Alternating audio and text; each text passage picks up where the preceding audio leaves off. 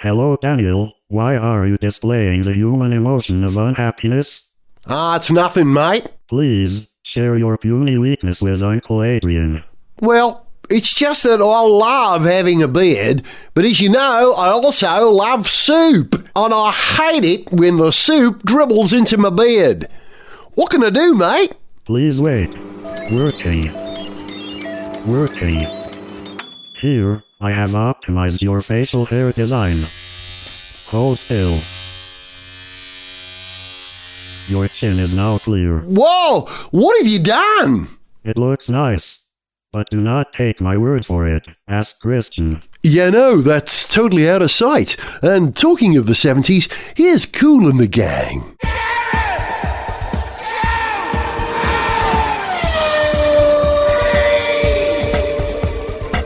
Hello, welcome to Gareth Jones on Speed. I'm Gareth, he's Zog. Hello. He's Richard. Hello.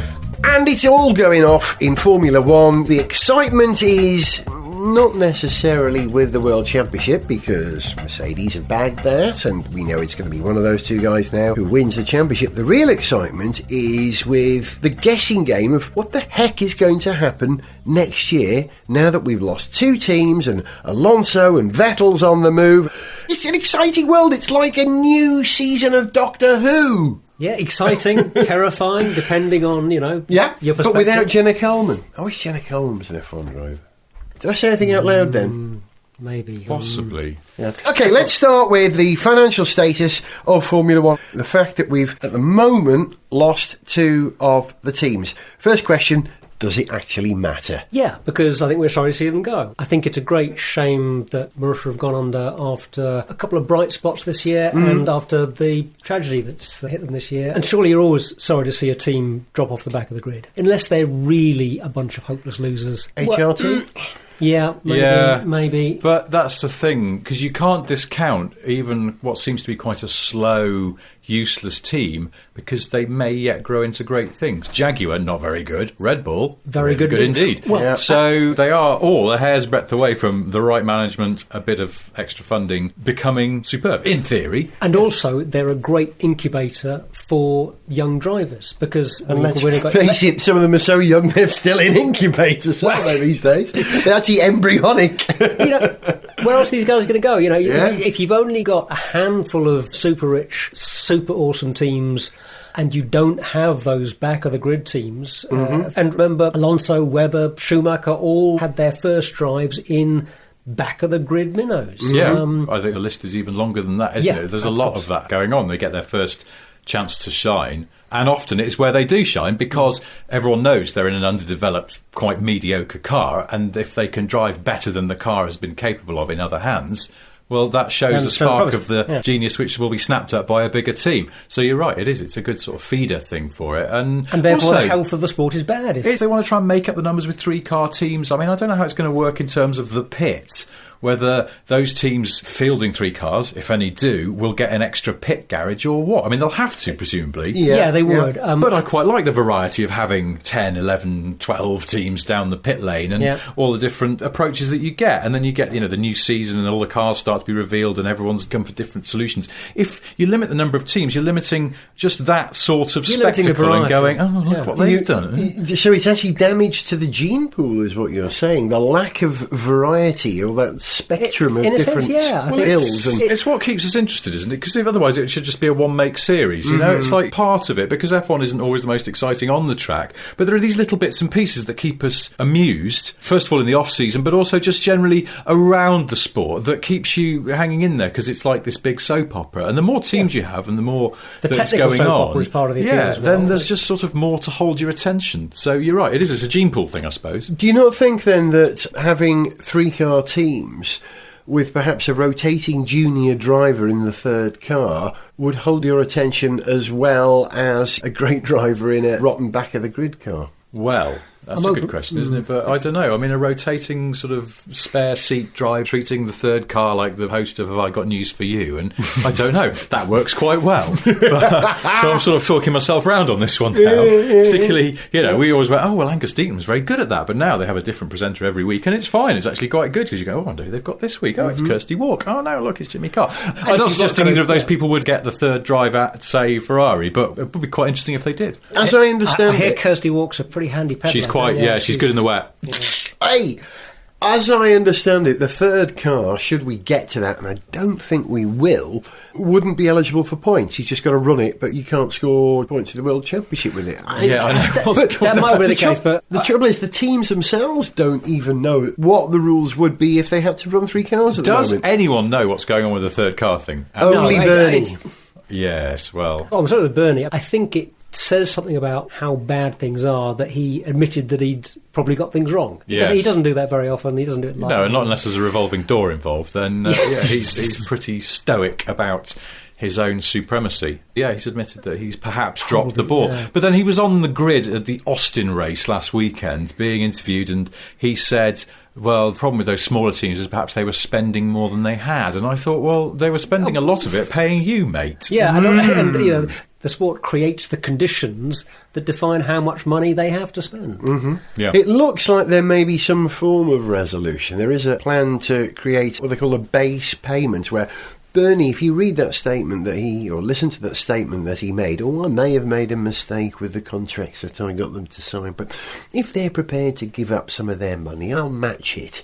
He's immediately limiting what he has to do by 50%. He is such the politician. What a genius businessman. Well, I'm not sure that he's entirely kind of off being with that thing. He's basically saying that part of the problem is that so much money is distributed to the big wealthy teams, and they need a formula that will be more equitable for the less rich teams. The problem is that success should bring some reward. It is reasonable that the teams that are doing very well should do better out of the sport and its revenue streams. The problem is balancing that with the requirement that you want to keep it going, keep it moving along. The problem is that Formula One is not a socialist organisation. It is quite... Is it not? No, it is a problem. Well, but it does have a sort of vile Joe Stalin style figurehead. But yes, I see your point. Thereafter, but was it's not, Stalin's Russia true communism? Well, now there's we're getting into that's a very interesting Yeah, actually, I see Bernie as more sort of Kim Jong-un, really. I mean, terrible hairstyle, sure to die soon. It's the similarities are almost not there, but... Anyway, and he's actually we skirt gently around the suburbs of libel. Bernie's been running Formula One as long as all the Kim dynasty has been doing it, I think, hasn't he? So he straddles those years. Yeah. But, as I was saying, it's the opposite of a socialist or a communist order. These guys are businessmen. McLaren, Ferrari, Mercedes, Williams, they want as much money as they can glean out of this sport in order to guarantee their success. Now, the same could be said for the smaller teams, but once you've moved up into that first tier of Formula One, the amounts that you need to withdraw from the sport to compete with the other guys who are equally successful as you are exponentially greater. So the need for them to cling on to this money is even greater than the need of the teams at the back who are struggling on less than a third of what the other teams are turning over. But that's the thing, let's not kid ourselves that Formula One is anything but a really big business that happens to involve cars going round and round. Yep. So that old gag about I went to see a fight and a game of ice hockey broke out, it's like I went to a business conference and an F1 race broke out. Exactly. That's pretty much it, isn't it? Yeah.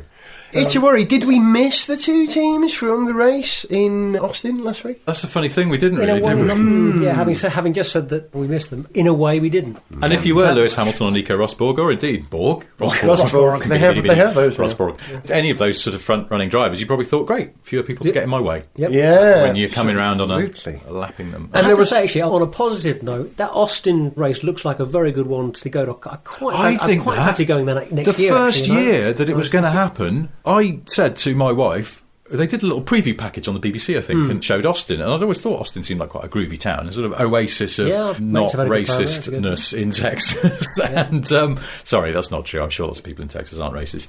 It's just lots of them Kinky Friedman, good example of a definitely non-racist. But yeah, Austin's a big music town and all that, and I've heard good things from people who have been there. And like Houston, who I know someone who had to go there for work and live there for a bit, and I think got a bit sick of it. But I watched this package and thought, Austin looks a groovy place. And I said to my wife, should we go to that first Formula One race? And she went, yeah, all right. And then we never did anything about it. And I really wish we had, because it looks really good. And all the F1 lots seem to come back. You know, there's that sort of that thing that Formula One journalists can be a little bit insufferable because they go on about their brilliant lives a lot in a way where they start to lose self-awareness. And get punched in the face a lot. Yeah, and I think they're particularly guilty of that with Austin, because it seems like everyone goes there and has a massive party. For some reason, it's like it's a huge party event, in the way that Monaco is as well. You know, they do that thing where they don't do anything on the Friday, so everyone's got a chance to get drunk or recover from getting drunk. And Austin seems a bit like that, and everyone comes back from it going, oh yeah, brilliant party. Yeah. And I think, I bet they have the best barbecue. The ribs alone would be worth it. Oh, yeah. I think Austin is a very progressive town, and we know it is now because they've got Formula One there in a nation that doesn't really care that much about Formula One. I remember going to Austin in 1985, I think it was.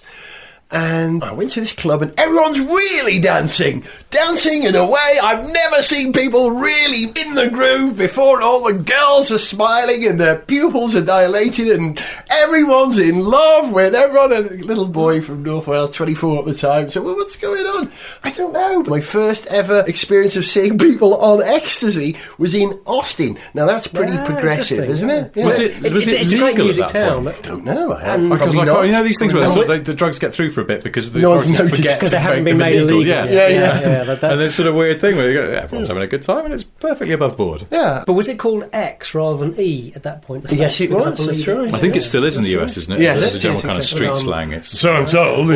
Also, I only found this out after I'd called my dog Molly, but you hear it in sort of R&B records, Papa Molly, which means taking ecstasy, and I couldn't get it out of my head now that I'd called my dog Molly, and I was like, Papa Molly? She's all hairy and disgusting. I don't want to do that. We're talking about the progression of Austin and how America has a groovy music town. This just reminds me of something actually, which I went to seek out. You know, Metro, the free paper they give out in various British cities, and their sports page is on Monday. Good free paper. Yeah, it's all right, isn't it? But as long as you want to catch up on yesterday's news in the morning, which is fine. If you don't live in London, it's a free paper. No, they give it away in Birmingham, Manchester. Do they? Yeah. Sorry, but I was told by a mate, emailed me first thing on Monday morning, and he went, "Have you seen the Metro?" And I was like, "No." And he went, "Oh, you've got to see the Metro. You've got to check the sports pages. You've got to check this headline on their coverage of the F1." I was like, "Why? What's going on? I haven't got a copy of the Metro. I'm driving to work. I won't get on the tubes. I won't get one. You've got to tell me." And he went, "Well, the headline was basically Austin Maestro." I'll buy that for $1. Yep. All right, Sports Desk, give me the F1 headline. Well, it was a race in Texas, and Lewis Hamilton's like F1 royalty, so we've gone with Austin Princess. No, it's not quite right. Yeah, I see what you mean. Well, we've got an alternative. See, Hamilton got the most points out of anyone, so we'll run with Austin Maxey. No, it's not doing it for me. Come on, we can do better than this. Yeah, I hear you. Well, the other thing, right, is that Lewis Hamilton's a great advert for Britain and really spreads that message out abroad. So we could go with Austin Ambassador. Look, can't we just think of something that says the race was in Texas and Lewis Hamilton gave a virtuoso performance? I mean, come on. This is easy. Got it. Austin Allegro, 1.3 HLS. You're fired. G Metro! Get out! Sniff Petrol! With Gareth Jones on speed! There's an awful lot of speculation going on in F1 at the moment as to what is going to happen next year. It's possible that Marussia will come back as Manor, which they were all along. Yeah. Well, they have lodged a new entry, haven't they? For next year, they have, as Manor Grand Prix, yeah. There are also rumours that Audi will come to F1 and Alonso will join them there. That's not going to happen, is it? Is it? That's Really? Not next year, no. That's going to be a super long shot. Well, look, there's no way Audi are going to be in F1 next year. We know that. Unless the rules are relaxed to such a degree they could pop an R18 in there or something. Which They're shorter cars. Sure And it's allow set up for time that. machines or Yes. something like that. I don't know. Also, on this tip of the defunct teams going back in, Caterham, there's this link to this. What are they called? Were they Romanian team? This Rosso. Forza Rosso. Yeah. That's Forza it. Rosso. Who knows? We often get hints of new teams coming in. Do you remember Stefan GP, who claimed to have bought Toyota chassis and we're going to run them? USGP. Yes, F1. Because I saw someone on Twitter, I think it was an F1 journalist, saying that the Forza Rosso car was basically going to be the 2015 Caterham that's currently a wind tunnel model locked inside the Leafield factory, but they were all just going to wholesale take that and all the work that had been done on it. That was their entry. I don't know if that's true. A lot of the time when a team goes under, other people, I'm sure, see an opportunity to take over that intellectual property of this car and the work that's been done and then do something with that in F1. But the gap between having that idea that there's an opportunity for them to do it and actually making it happen, both in terms of getting the money to do it and everything else, is huge. There may well be some intentions and ideas out there. It does prove what a monumental achievement it was for what was Lotus, Hispania and Virgin to come into F1. They had about 18 months notice, if that, from zero. They had no other chassis to buy in and work with. They were told that they had to use a Cosworth engine and got on there and were sold to Formula One by Max, which vanished in a puff of smoke as soon as Max left. And Jean Todt said, no, we have to be ecological and expensive. We are Formula One. Therefore, killing those two teams. Yeah, well, although I'm personally not sure how strongly one should link the expensive and the ecological thing, because personally I think it's quite right that F1 embraces new hybrid technology. If it doesn't do that, if it carries on using the same old kind of engines, it becomes increasingly irrelevant. People are less interested in it, sponsors are less interested in it, and it moves further away from what is cutting-edge vehicle technology. So it has to embrace that technology. Cost is another issue. Of course, it's expensive if you're going to develop that new technology and you're going to have that new technology running on F1 racing cars. And maybe they've been too ambitious in terms of the amount of engine recovery they've been trying to get to. I'm not sure whether that's the case, but I'm sure there are other ways of reducing the cost of going racing other than just in the powertrain. Clearly, it's a big part of it, but that's not the only thing that they're spending money on. It was the powertrain that killed the teams, if you ask them, the two teams at the back of the grid. It's just the engines we used to pay for were a third of the cost of these. And, if you're running close to the red line, immediately you go over the red line because you spent more than you can earn in sponsorship. The spiral becomes ever greater and leads. And maybe there would have been a way of bridging that gap along the lines of allowing teams to run with a cheaper non-hybrid powertrain, with there being some, worked in the past. I was going to say, because when they were why you can't have two, the 1.5 litre four-cylinder turbos, but there were also some V8s slugging around there, weren't there? DFVs, absolutely. Why can't you do that? We also had V10s and V8s running at the same time, and we also had V12s and V10s running. Ferrari ran a V12 when everyone else was running V10s. Well, they'd fought for that, because I think that was when Enzo was still alive, and he'd gone the heart of Ferrari as a V12. And he pushed them until they allowed that free pass. I think until the point where Ferrari went, oh, hang on. Yeah. We're being completely outstripped here. We've always liked V10s. We love them, even though they're not the end of our road cars. Formula One has to be the pinnacle. That is the truth. It is called Formula One. It's not called Formula Close to One. It's got to be more than anything else. And that's very, very, very hard to sustain. In football, you've got somewhere to fall off to. In football, you fall off the Premiership, you go to one of the other divisions. In Formula One, unfortunately, if you fall off, you don't go back to GP2, which is perhaps what should happen. Or, if they're really short of cars next year, how about running some GP2 cars and giving them a 3-lap Well, now, hang on a minute. No, I've got another idea. You've just given me a thought on this. Well, what about Formula 1 and a bit? Yeah. Where if you're a sort of scruffy no-hoper, or you've got last year's technology, there's a bit of a free-for-all. The rules are very relaxed. I mean, if you wanted to turn up with something from the 80s that's still working, well, have a go. Why not? If you can run it, why not? Why not? Exactly. It's not historic. It's just second-hand Formula One cars, basically. Wrong what you brung. Now, we need to keep the budget. So let's just run at tracks in Britain. Just Brands, Donington, I see where you're going here. Thruxton, wherever we fancy going. Castle Combe, make it kind of interesting. Some tracks aren't really built for Formula One cars, but let's have a go anyway. Alton Park. It's lovely up there. Are you thinking of any drivers in particular? Oh, I'm thinking of all the ones who can't get a break. We'll bring them right back. Perry McCarthy, he'd love to have another go.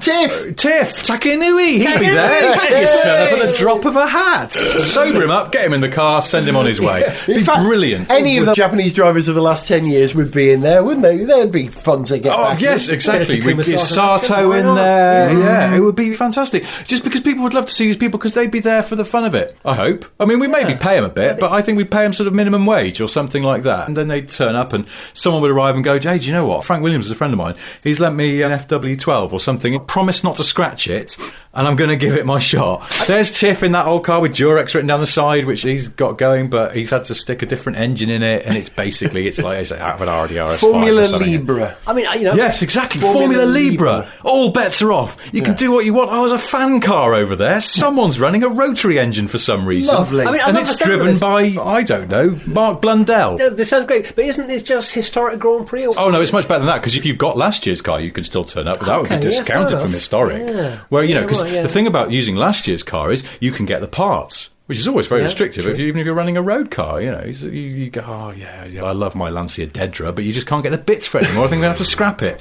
If you go buy a Vocus from last year, well, that's fine. You can bash that all you want. So that would be great. Someone's got one of last year's cars with the old engines in it, and they can let Taki Inui or, I don't know, E-Day or someone have a go in it without fear of the front wing getting clipped off and then not being able to get a replacement. It would have to be called Formula One-ish, wouldn't it? I think, I don't know, I like Formula Libra. I think that's great.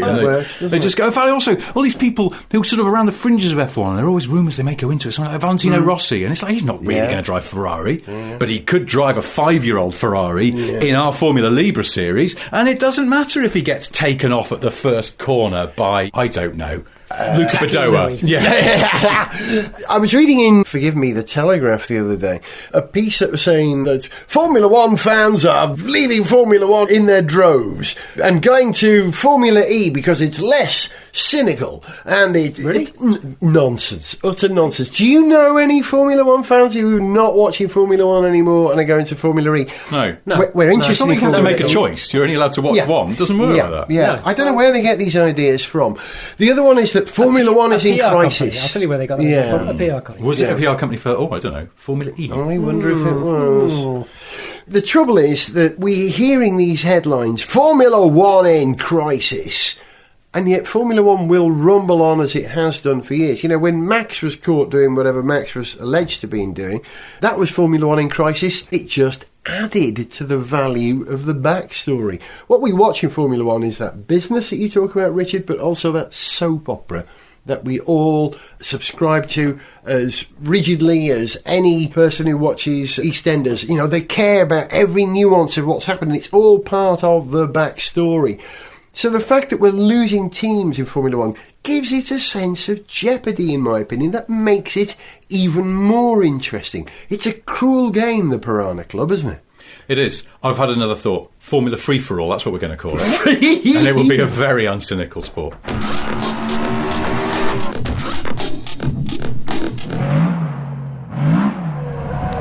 Welcome back to the 7th round of Formula Free-for-all, now entering its 100th lap. Probably too long on reflection, but it's a bit late for that now as we rejoin the action. It's still Tiff Needell in the lead in the Brabham BT52. He borrowed from Gordon Murray, followed by Alan Prost in the McLaren MP45. Ron Dennis somehow let him keep, and behind him Eddie Irvine in a John. Oh my goodness! Trulli's Toyota and Badour's Minardi have both been taken out by Taki Inui in the 6-wheel Tyrrell. It are coming together at the hairpin, and now the rest of the pack has joined in the accident, led by Ralf Schumacher in Fangio's 1954 Mercedes. And as insurance details are swapped, doing this on an indoor kart track probably wasn't a great idea after all. Gareth Jones on speed.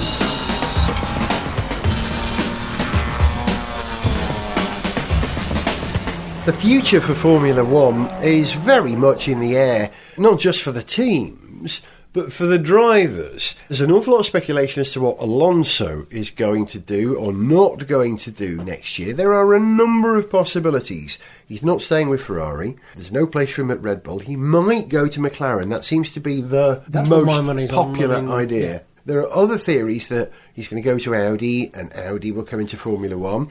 The other one is that he might go to Porsche and go and race at the WEC and Le Mans next year. Or he might just have a year's holiday. He'll start a bike team. He's going to the moon. I thought Mercedes, apparently. Yeah, I thought... Well, hang on. First of all, I thought the bike team thing's gone away, hasn't it? He's decided not to do that. But there's still the possibility he might take a year off. He's a Formula One driver who wants another world championship, obviously, and just wants the right car for it. And he's been frustrated by Ferrari to the point that he's asked to get out of his contract early, which supposedly that's been granted. He must know, surely, what he's doing. He must have an inkling that something's lined up behind the scenes. Otherwise, wouldn't he just at least... A seat in F1 is better than no seat in F1 for someone who is... I agree that it's kind of baffling, because he seemed kind of confident and relaxed and, wait and see, it'll all make sense, when he's been questioned about it. He doesn't seem like somebody who's been pushed out against his will. He's decided he wants to do this. He's decided he wants to move on. And if he's been frustrated at the last minute by some detail in a McLaren negotiation not working out, he's certainly not showing it. Who knows? But he has said, didn't he just say last he's... weekend about this, what you're alluding to, that he said, words to the effect of, when you find out you will be surprised, or something like that. There were words along those lines. Did Vettel say that? I think Vettel Alonso said Alonso that. said that it wouldn't be a surprise. That was... Did he? And my fans would be very excited. That's right, yeah. I can't maybe then Vettel said something else. There is talk that he would buy into Lotus at some point, because historically he's got a strong relationship with Team Enfield, and that they need investment. They need Alonso back. They need money. If he was buying into a team, surely he would only be buying into a team which he pretty confident was going to be able to move right to the point end of the grid pretty quickly. Do you think that Alonso is a motivator of a whole team in the way that Michael Schumacher famously was, and him in league with Ross Brawn dragged Ferrari up by its bootstraps? Yeah, I think he can be, yeah. Yes, but only one team. I think he can only do that in the Enstone team.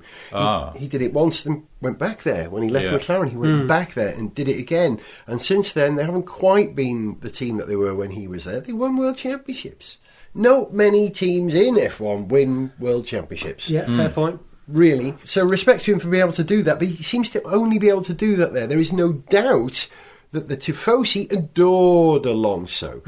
And there were factions within the Ferrari Vatican who got on well with Alonso, but it was the change of management at Ferrari which has separated Alonso from the team where we thought he could make a difference, or fitted in so well. So, if the car had been good enough to be getting results, that wouldn't have made a difference, I think. True. So, let's say, for the sake of argument, Fernando Alonso goes to Lotus and embarks on some mission to make them world champions again. That means he's not going to McLaren. Yeah. So, does that mean that Jenson Button can stay at McLaren?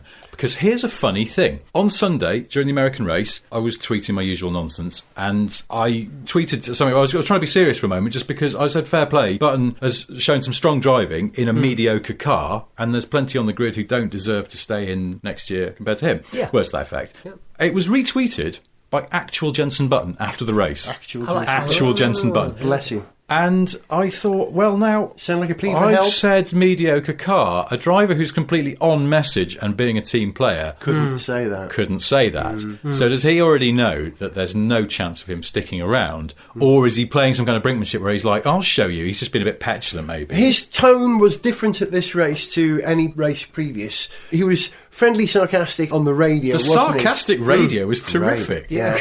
That says he's adopted a different mindset. If there's no seat for Jenson next year in Formula One, there's something wrong with Formula One, isn't there? Well, as I was trying to say in this tweet that was then retweeted by the person it was about, weirdly, I think he's more able than many people who are there, but they're probably people who bring a lot of cash with them. and we know who a lot of them are. I don't think he's the supremest of the drivers in as much as he has those weaknesses. When it's not going his way, he sometimes seems to get a bit flustered. But when the car's with him, he's great. I mean, you saw him in that race in America. He did some great stuff. He has tremendous quality. He has massive experience. I love watching the cockpit views of Jensen driving. I just love seeing how smooth he is. You know, he has a precision and a smoothness in the car that is you don't see remarkable. in Felipe Massa. You notice how much Felipe Massa throws at the wheel? Yeah, really? It's extraordinary. Yeah. He's proper jerky. And that's why Jensen Button is sometimes referred to as the British Le Professor. Yeah.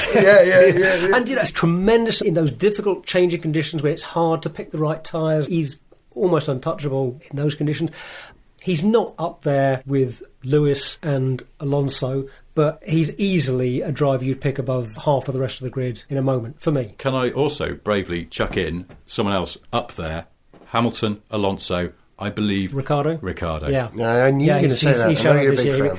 I am a big fan. Well, because I bored you with my I met him. I swooned a bit. No, but quite rightly so. We know he's great because he came into Vettel's team and went to Vettel completely. Yes. I didn't think he was going to do that, and because he's done that, A, I'll admit I'm wrong, hands up, and B, good lad. Well done. And completing the circle, Ricardo, started at a lower order team, was allowed to get his chops in order, and now he's grown his chops. Yeah, he really has grown his great chops. Okay, so if Button leaves Formula One, F1 is in crisis.